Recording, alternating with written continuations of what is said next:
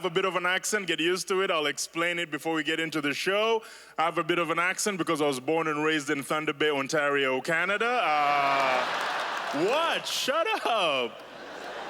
You guys are like, we know what they look like. They don't look like you, young man.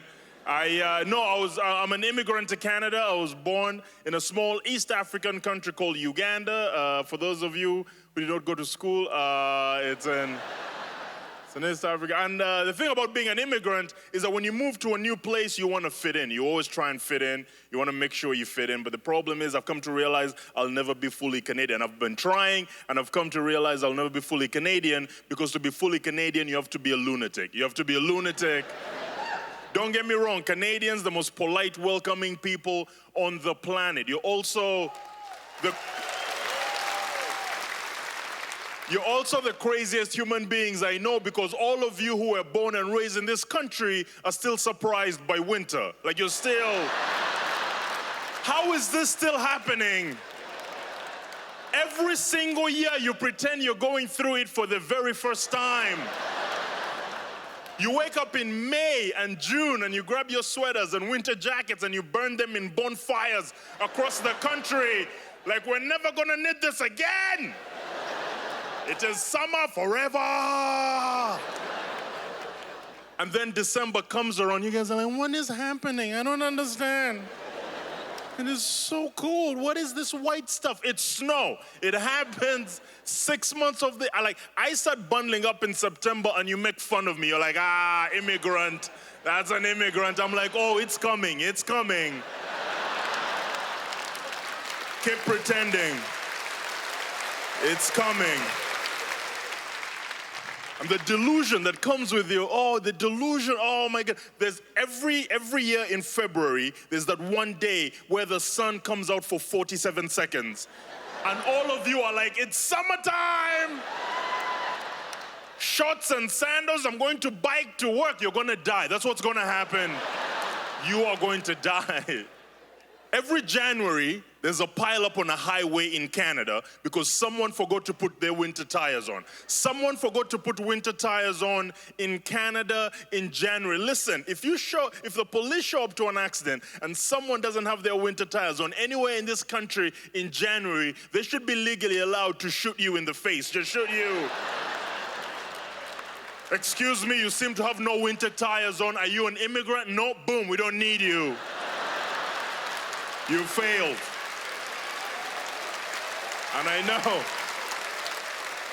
know that's a little extreme, but you need that program for only one winter. After that, all of you putting winter tires on immediately. And that's why when you're talking about Canadian immigration, everyone is like, we're letting too many people in. Some people are like, we're not letting enough people in. Canada should have the easiest immigration policy. Do you want to move to Canada? Okay, we'll come pick you up. It doesn't matter which part of the world you're in, we're going to come pick you up at no cost to you. We're going to come pick you up and we're going to bring you to Canada. We're going to bring you here in January. And we're going to land the plane in Yellowknife. And all these potential immigrants are going to be excited. Like, oh my goodness, we landed at night. They're like, no, it's 2 p.m. in the afternoon. We're going to stop all the planes a good 900 meters from the nearest building. And the flight attendant is going to be like, ladies and gentlemen, welcome to Canada. Almost. If you look to your right, there's a building with all the lights and everything. That's Immigration and Customs Canada. It's 900 meters from the plane. If you make it, there's a passport waiting for you, no questions asked. Okay?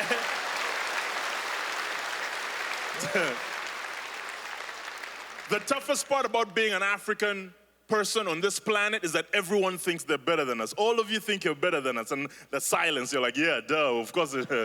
That's not true. Don't get me wrong. Some of you are, but not all of you, okay? And I will explain. I joined a group conversation recently. A girl noticed my accent. She's like, excuse me, you have a bit of an accent. Where are you from? I said, I was born and raised in Kampala, Uganda. She's like, oh, amazing. Coincidence, I just came back from Uganda 3 weeks ago.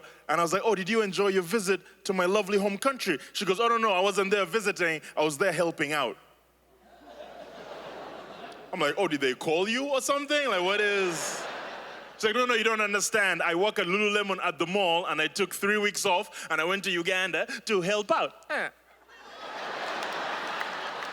Now, here's the thing. I grew up in Uganda. I understand the expertise we need in so many different areas in life. Medicine, engineering, nursing, maybe even urban planning, okay? This girl works at Lululemon at the mall.